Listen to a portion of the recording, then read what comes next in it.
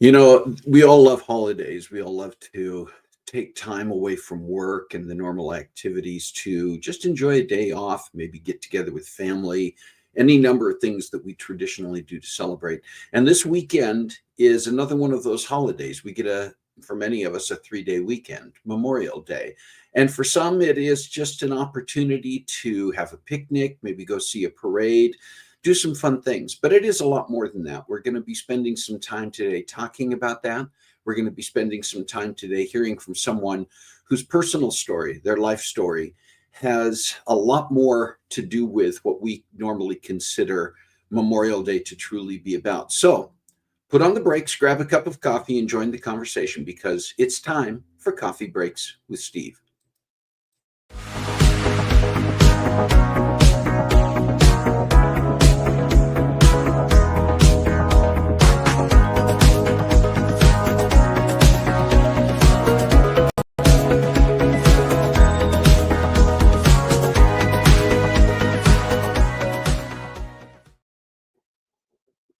Well, once again, good morning. This is Coffee Breaks with Steve. Welcome. I'm Steve Glavin, and this is the show where we come together around our virtual coffee table each week and join the conversation to chat about interesting topics with amazing guests. If you are joining us for the first time today, welcome. If you've been with us before, welcome back. Rick is here. I see that Rick is saying good morning. Jerry Thompson, good morning. Good morning to both of you. And if you are joining us, please do say hi in the chat so that we know that you are here. And when we get to our guest conversation, please do join us in the conversation as well. This is our virtual coffee table, and it's not just about, hopefully it's not just about me talking, which is part of the reason we have guests, but also a great reason why you are here and part of this as well. Hi, Kathy Garlick. Good to see you as well. How's everybody doing? It is a holiday weekend. We are going to be spending some time talking about all of that. But the first thing we're going to do is get to our sweet and savory. Do let us know how you're doing in the chat as well. I always love to see that. Share a little bit about some things that are going on around us.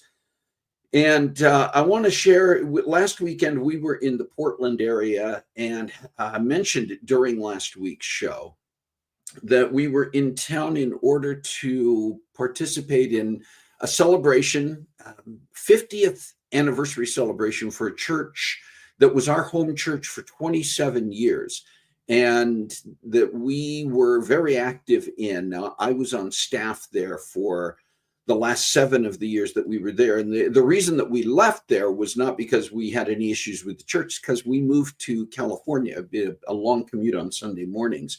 But we did have the opportunity to go and participate in a banquet on Saturday evening and services at the church on Sunday. And it was really a fantastic charcuterie. Thank you, Shalane.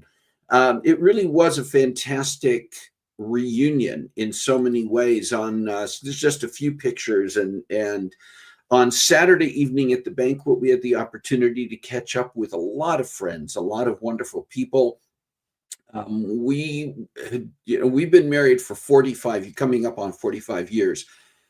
And this group of people, in many cases, were some of our early connections, peers as young marrieds when we were first going there. The couple that you see in the lower left with Carol, Forrest and Diana Paul, were the very first leaders of our young married Sunday school class and were amazing mentors. And some of the people that we saw there, we had not seen and been in touch with for more than 40 years. Some we've kept in touch with over the years, and we've seen maybe on a more regular basis. But it was a fantastic reunion. The big relief for me was that number one, I recognized a lot of people without having to look at their name tags. And number two, that a number of people recognized me, which means I haven't changed too drastically. But on Saturday evening, it was just a great time, a dinner banquet that we were able to participate in with almost 100 people there.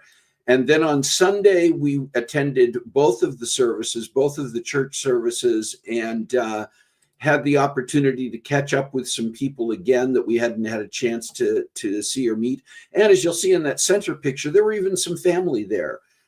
Some who traveled a distance to be there. John and Kirsten and their daughter Pfeifer from Utah. Our daughter Carissa and granddaughter Carson were able to be there, and so it was just a lot of fun, and it was very moving too. There's something about those reunions that Carol equated it to being like going to a high school reunion, which she thought was funny because she's never gone to any of her high school reunions. But it did feel that way because it took us back to some much younger days in our own lives. There were also through some slideshows and some stuff that was in books and other sources, people brought some pictures, and we got to see some older pictures that included pictures of ourselves. The one that you see in the upper left corner there in the water, that's me in the blue shirt in the middle, and the little kid there is Chelan, and that was the day that she was baptized. In fact, all three of our kids were baptized in the Willamette River that day, and some of these were pictures that were shared. The one in the upper right-hand corner is Carol with our dear friend Jan Smith, who was one of the people we had not seen in many, many years, but she used to be part of our choir and worship teams, and that's Carol and Jan singing probably on worship, maybe doing a special duet together.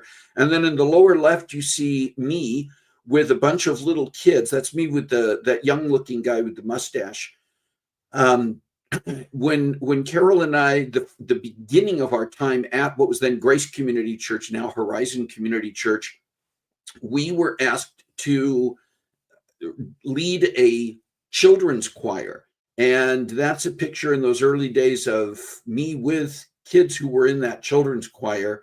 Same thing on the far right. You see the guy standing up, the very slender guy in the white sweater there. That's also me with that children's group that was called the Rainbow Singers, was the name of our kids choir. And then the one in the bottom middle is from an original musical that was written by people at our church and presented at Easter 2 years in a row. It was called My Brother, My Lord. And it was basically centered on James, the brother of Jesus, talking about his own struggles with accepting who Jesus was. And there was a very small cast. That's the cast. And on the far left there in the brown tunic and sash with the dark hair and beard, well, a couple of us have dark hairs and beards, but on the far left in this picture, that is also me. So it was interesting to share some of this with friends. Thank you for giving me a moment to take a stroll down amnesia lane. Some of these I'd almost forgotten about until I saw the pictures. There were a lot of other pictures and some video shared, but it was kind of cool. All right, listen, now what else is going on? Well, tomorrow is the 109th running of the Indianapolis 500. Are you an Indy 500 fan? Is that something that you like to tune into? No, that is not Mom in the Middle in that. You're talking about the picture of the small cast, Chelan. That is not Mom in the Middle. That is actually Jen Smith again. There are some fun pictures there. But anyway, Indy 500, 109th running of the Indy 500 taking place tomorrow. And I am a fan. I love to tune in and watch the Indy 500. One of my bucket list items is someday, hopefully, to be able to go and see the Indy 500 in person. It's quite an event, and I'm sure sometimes watching it on TV, it's kind of like a lot of sporting events that you're going to see more and see it better if you're watching it on TV, but I'd still love to go someplace. This is somewhat history making because they have a competition for who sits on the pole at the Indy 500. And this year, it is actually a rookie by the name of Robert Schwartzman, who is 25 years old. And he is actually the first time that I'm trying to pull up some information here to remind myself of some stuff that I looked at, but hang on just a second for me here. I'm trying to be, but he is the first rookie. He is a rookie driver. He's never driven in the Indianapolis 500 before, only 25 years old.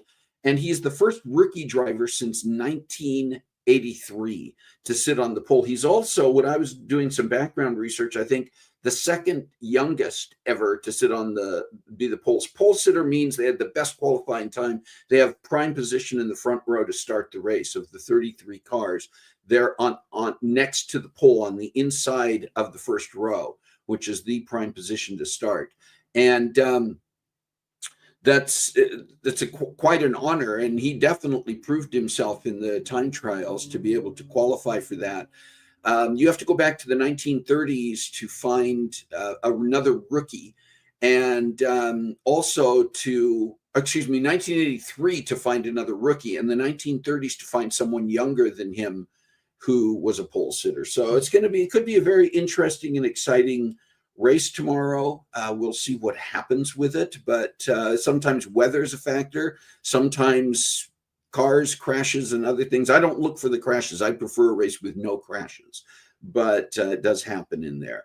By the way, he's also Israeli. He's originally from Tel Aviv, Israel.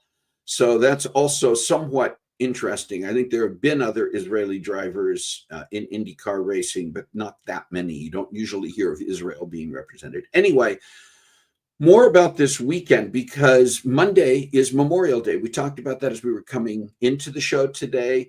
It's also going to be the focus of our conversation today, but it's Memorial Day. And, we do sometimes think of Memorial Day as being this time to just have a day off and maybe go have a picnic or do some other activity. But my hope is that we also recognize the true purpose of Memorial Day, which is to honor those who served and lost their lives. Here it says honoring all who served, and we do. Veterans Day is really about honoring everyone who has served in the military. Memorial Day specifically focused on those who have lost their lives, made the ultimate sacrifice while serving in the military. And so we do want to take time to do that. And we will be talking about that more here in a few minutes. What else? We have a couple of birthdays this week we want to mention. One is tomorrow, and it is Nicholas Glavin. It's my grandson, Nicholas, who is celebrating his 10th birthday tomorrow. Wow. So, I don't feel that old. I mean, I do physically. I know that my body is getting older. I can tell. But I usually don't think of myself as getting old until I look at how my kids and grandkids are getting older. And then it brings it home. Anybody else deal with that? Yeah. The other one this week that we want to recognize is Mel Thompson. That is Carol's uncle, Uncle Mel, who was her mom's younger brother. And on May 27th, Mel will be celebrating, if I'm doing my calculations right, I think Mel turns 90 this next week.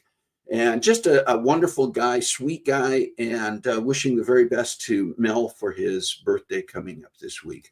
Do you have a special day this week that I did not have on my list or my calendar or whatever other sources I may come up with? Well, if that is true, would you please put that in the chat so we make sure that we do celebrate and acknowledge that with you? Maybe it's a birthday, maybe an anniversary, maybe it is another special day in your life or the life of someone very close and dear to you that you want to make sure we acknowledge here. Put it in the chat. And if you got one coming up later, maybe it's in the month of June or July or August or any time this year, and you want to make sure we do get it on our calendar and we do acknowledge that with you, you can send us an email at cbwsteve@comcast.net. You see it there on the screen, and we'll make sure that we do get that on our calendar so that we can celebrate you with you and everyone else. That's just the way it is.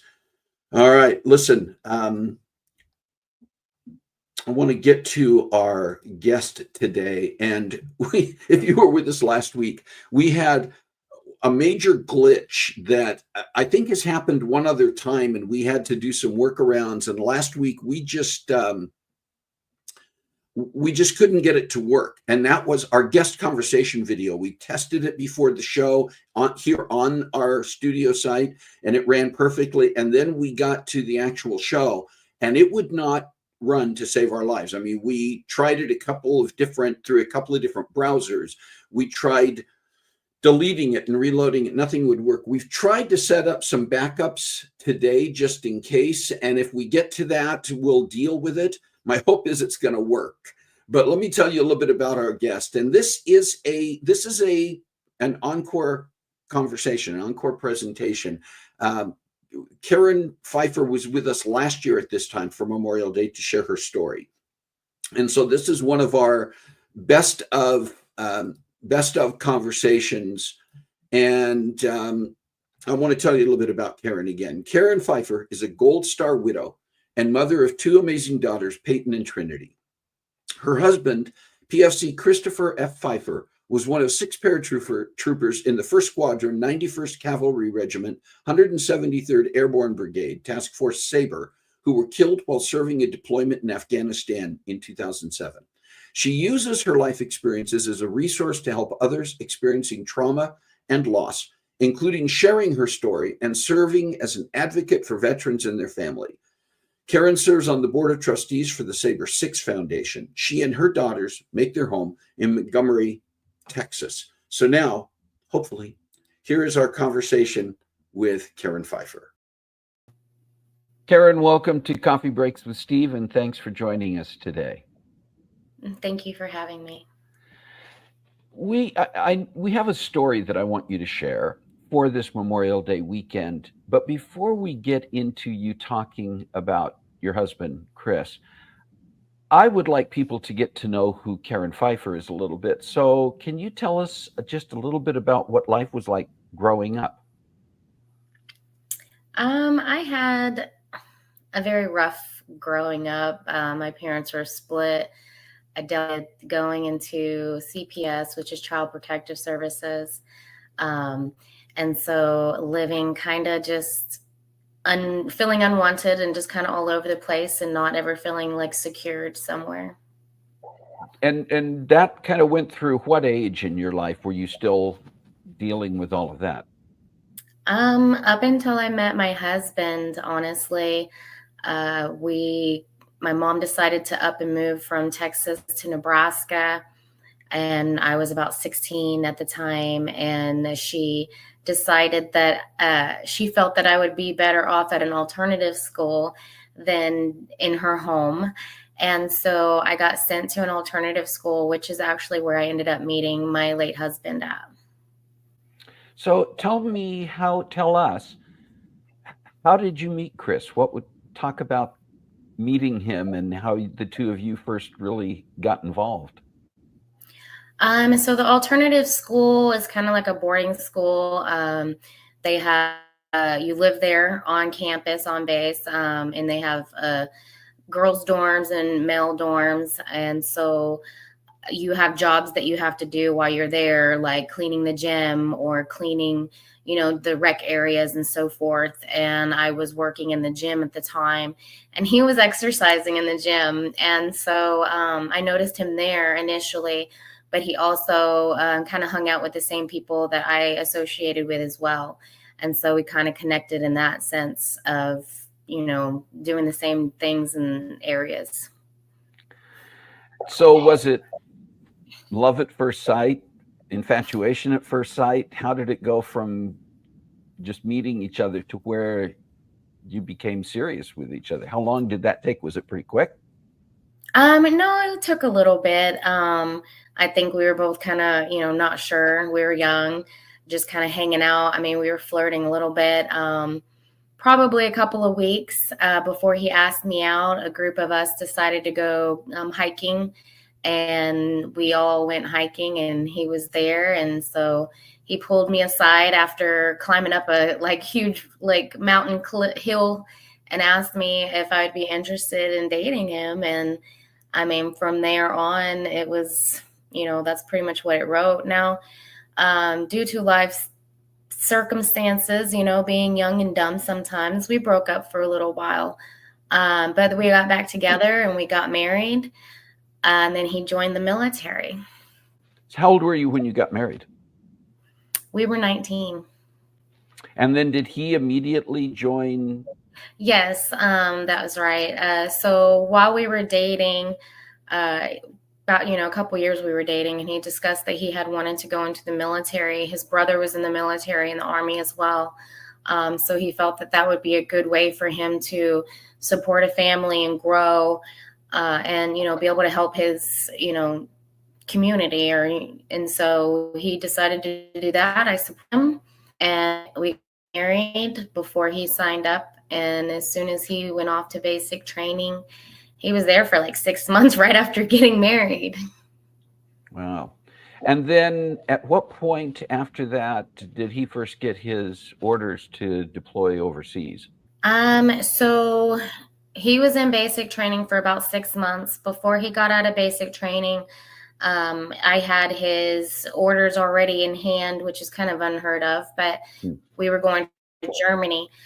We went to Germany in about September, and then he ended up deploying in May. And where was he sent when he deployed? He was sent to Afghanistan. Now, I know we start to get into some more of I think, a difficult part of the story, but I also think it's an important part of the story to talk about when Chris was wounded and what that was like, both for him and for you, and that part of the story for people to really understand everything that occurred. Can you share that as well? Well, when he deployed, I was about 4 or 5 months pregnant. And he was deployed from May to August. And August 25th of 2007 is when he got shot. It took them 3 days to get him stable in Afghanistan to even try to medevac him and move. I got a phone call, and they had my German doctor, since we were living in Germany, they had my doctor on standby because they didn't know what kind of state I would be in due to my pregnancy and how far along I was. They got him stable enough to transport him from Afghanistan to Germany, where I met him at the hospital.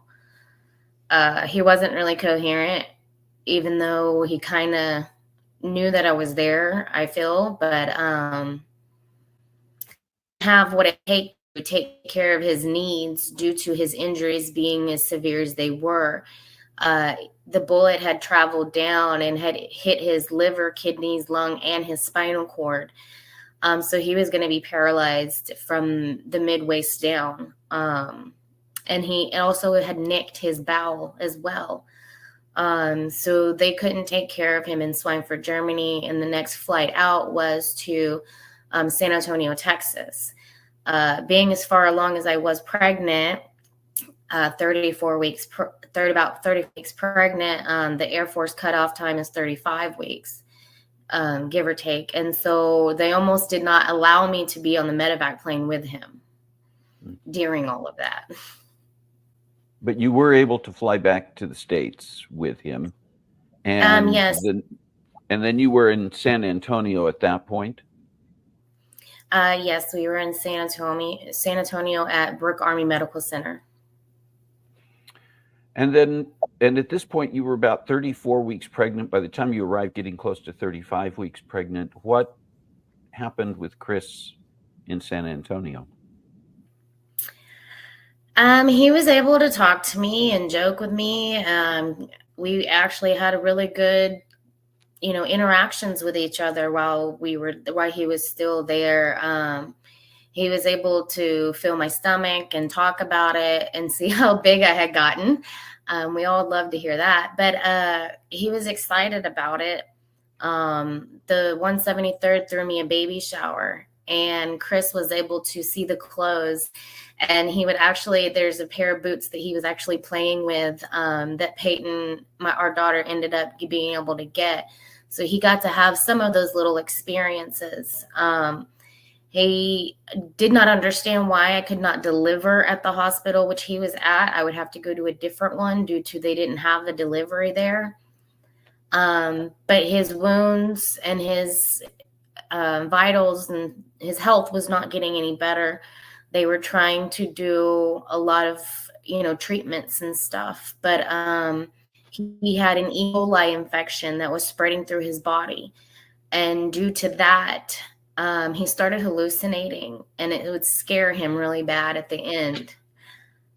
So I tried to comfort him, but they weren't able to get the infection under control. And so he ended up passing away 2 days prior to our daughter being born.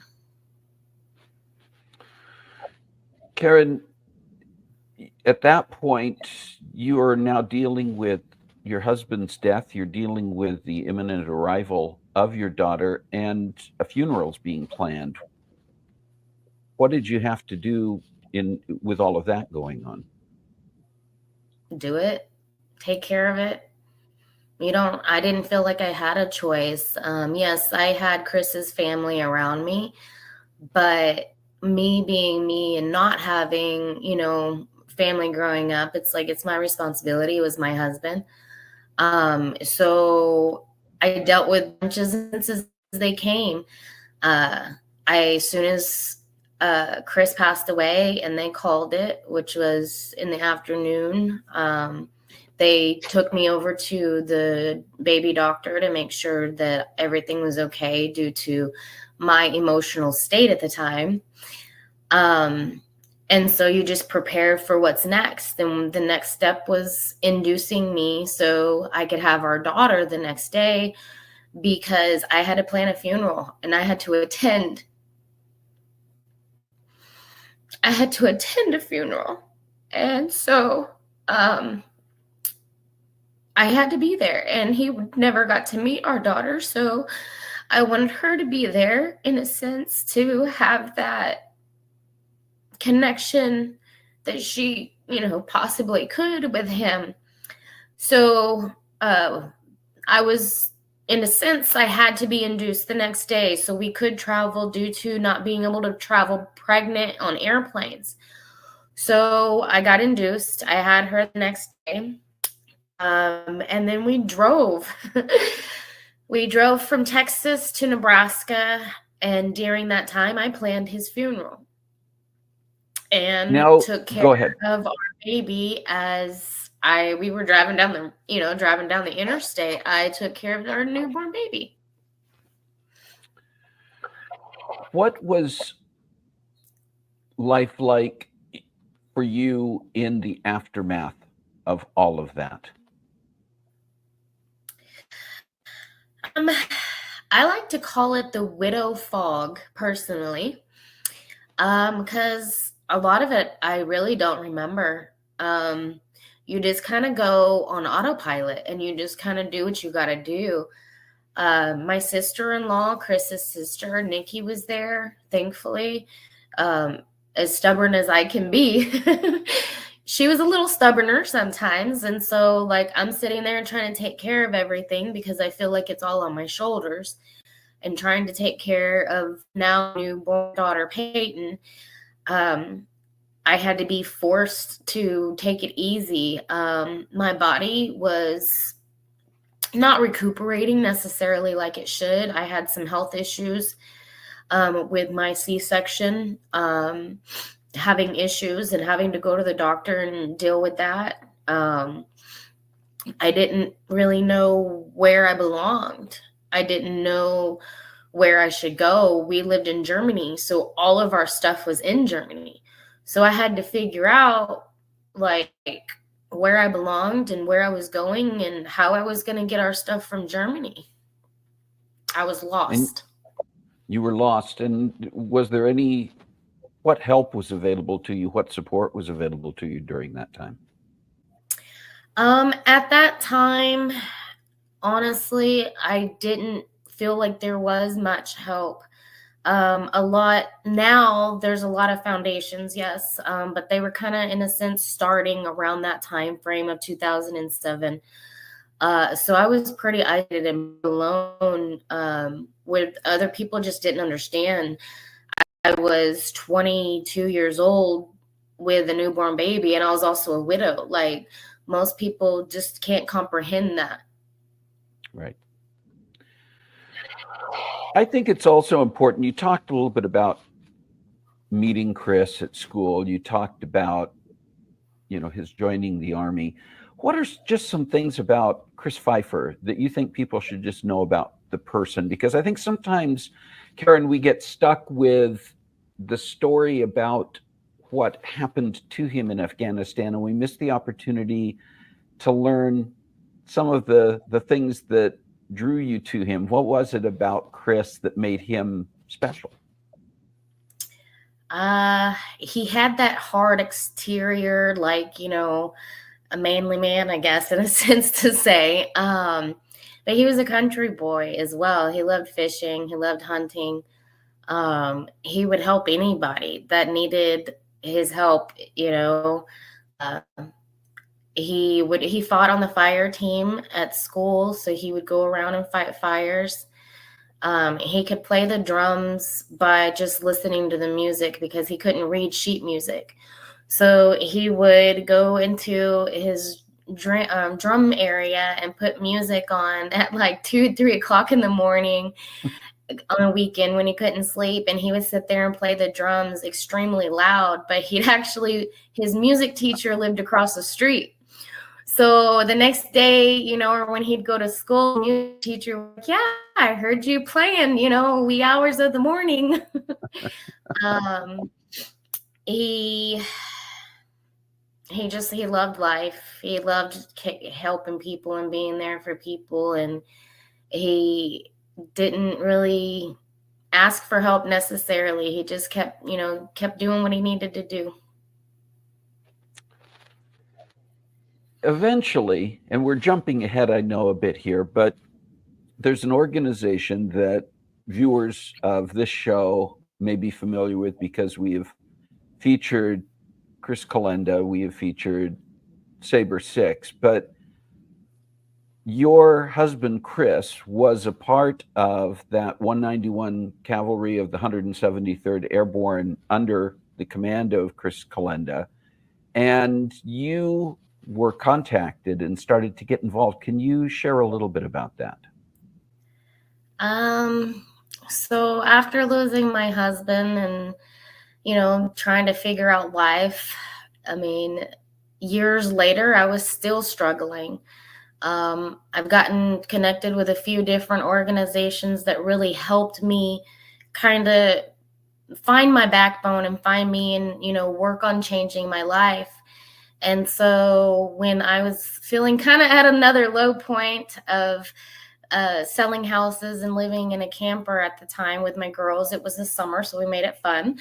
I got an email randomly from my late husband's commander in regards to him starting a foundation, that he was really passionate about wanting to give back and help those soldiers that had went to war for him and dealt with the tremendous tragedies that they had to deal with and overcome, and that he would be interested and honored if I would be able to be on the foundation to be able to help give back.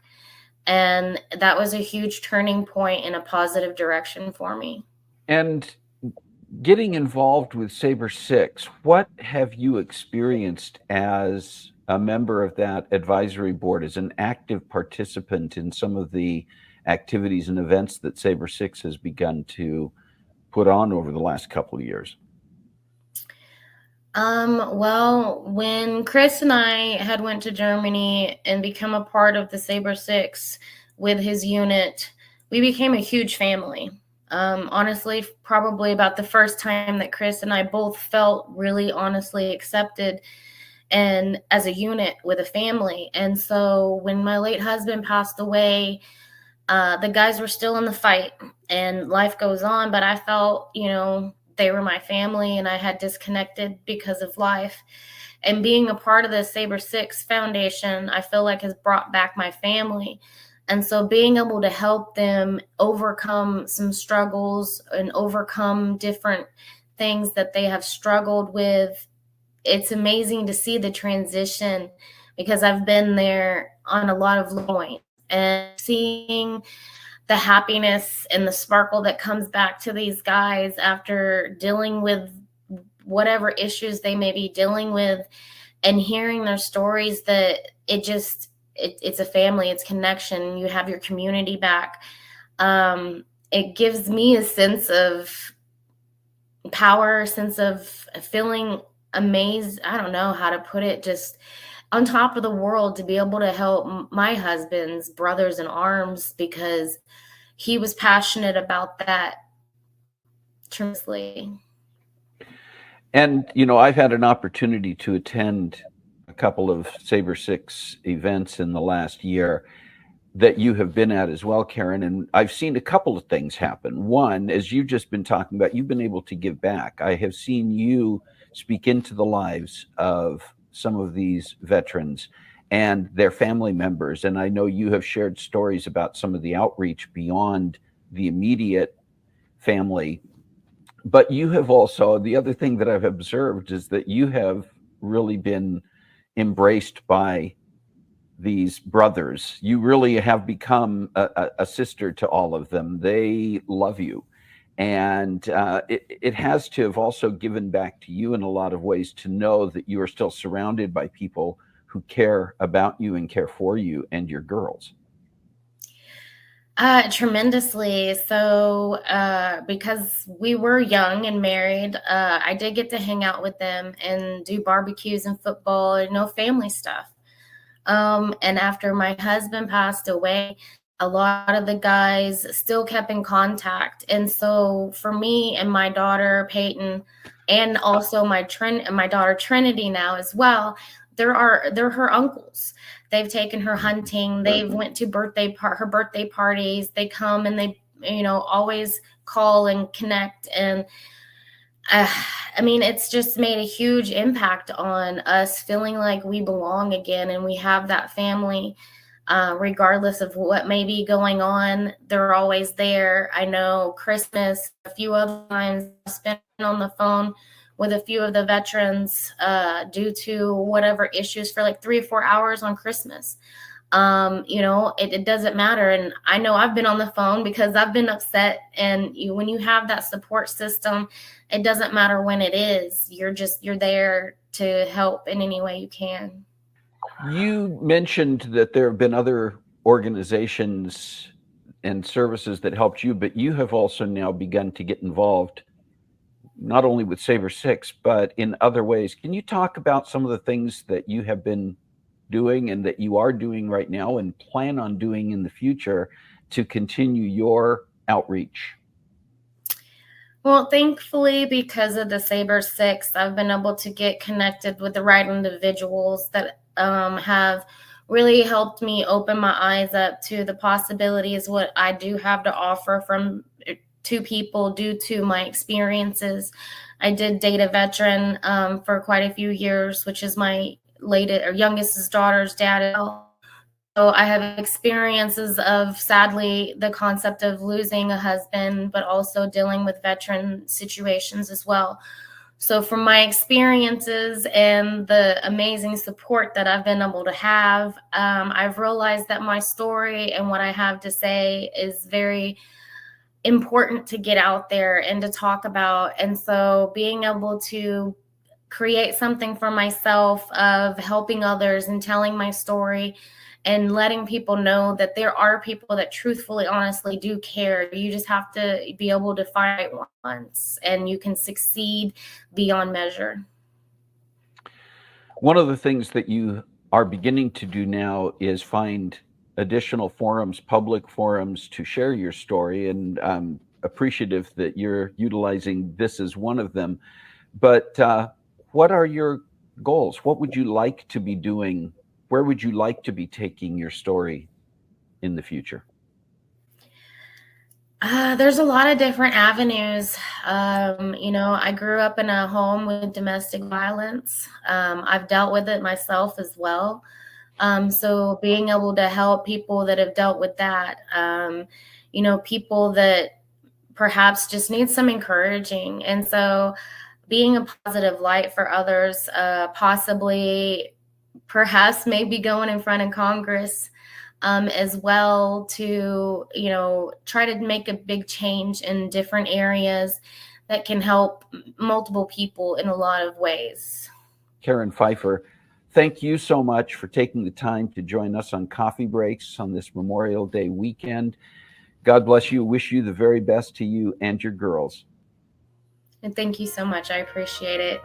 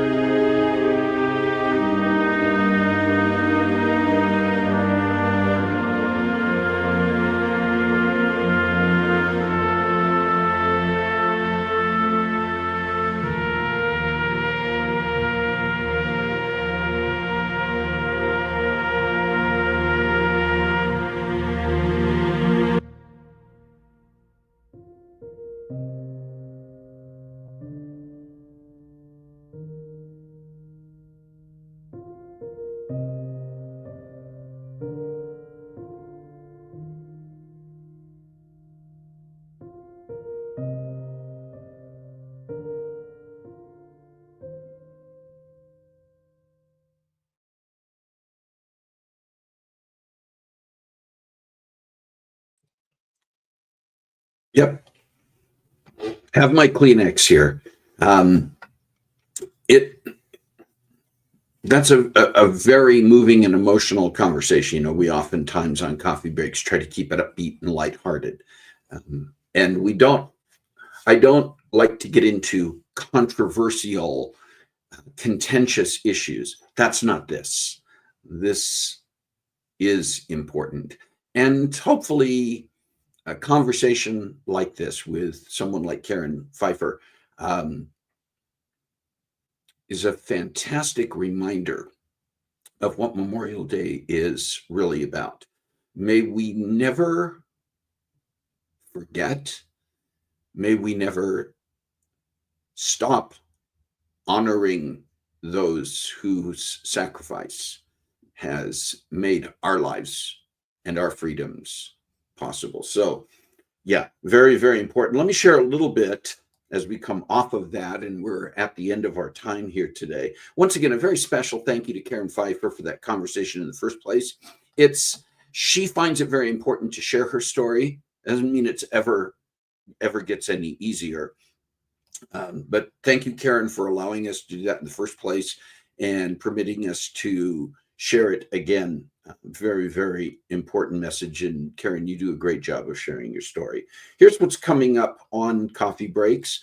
Next week, of course, last week we did have a technical issue trying to share our conversation with Cassie Jones, the professional tour director, and we're going to make the effort again next week. We're going to try it again next week and see if it works. So we keep going back and testing. Today's worked, so we're hopeful it'll work next week. We'll have backup plans in place again next week.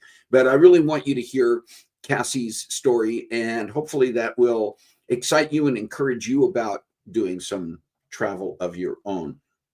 And beyond that, we're still planning some additional topics as we get into summer. We've got plans some weekends. Other people that we're trying to connect with and record conversations have plans. So it always makes it a little bit of a juggling act to get people here to record those conversations or to plan exactly what we're going to do next. We're working on it. But what are the topics you would like to discuss? Who are the guests that you would like to see us have a conversation with on the show? You can email your ideas and any introductions. If you know somebody that you think we should get to know and have on here, you can send that information to cbwsteve@comcast.net. We want to hear from you. We want to share those ideas. 6 years, more than 6 years now. We're in our 7th season on the air doing this. 272 episodes, 141 of those with guests. 95 people, individuals have been guests on the show. And so we consider ourselves very privileged to have that kind of a track record up to this point. And that's also because of you. You are around this virtual coffee table and you are part of the conversation, and we're not doing it without you being here. We hope that you will also share that with others, because we think, I don't know how else to say this. People need to hear stories like Karen Pfeiffer's. They need to meet people like Karen Pfeiffer. She's not, she's not somebody who's going to be, Karen is working and is already doing some things to get in front of groups and get in front of audiences to share her story. But you're not going to see her starring in her own reality TV show, I don't think. But people need to meet her, and they need to hear this, and they need to hear stories like this, and they need to meet other guests who come on this show. Not about me. It's about the stories that we're sharing, the opportunities for people to be motivated and encouraged and find those connections. And so we also have our YouTube channel, and that's a great place, in addition to our Facebook page, to get people connected and to share with them these stories and these episodes. So would you please be a subscriber? And if you're already a subscriber, would you go to our YouTube channel, go up to the top where it shows the address for that channel on the website, and scan that, copy it, send out your own messages to people and say, hey, this is a show you need to watch. Steve's okay, but the guests he has on are absolutely amazing, and their stories will encourage you. Do that, please, for me. Do it for yourselves. Do it. Just do it.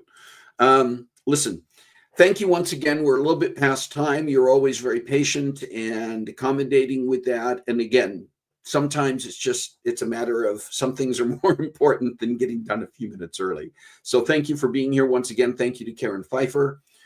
And special thank you to all who serve, and particularly to the families and dear ones of those who have served and sacrificed their lives for our freedoms.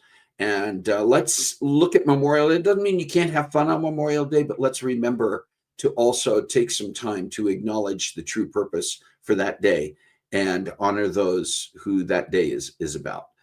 All right, listen, along with that, we all have ways of touching lives. So please find a way to make a difference in your world this week. God bless you. Have a great week. We'll see you next time on Coffee Breaks with Steve.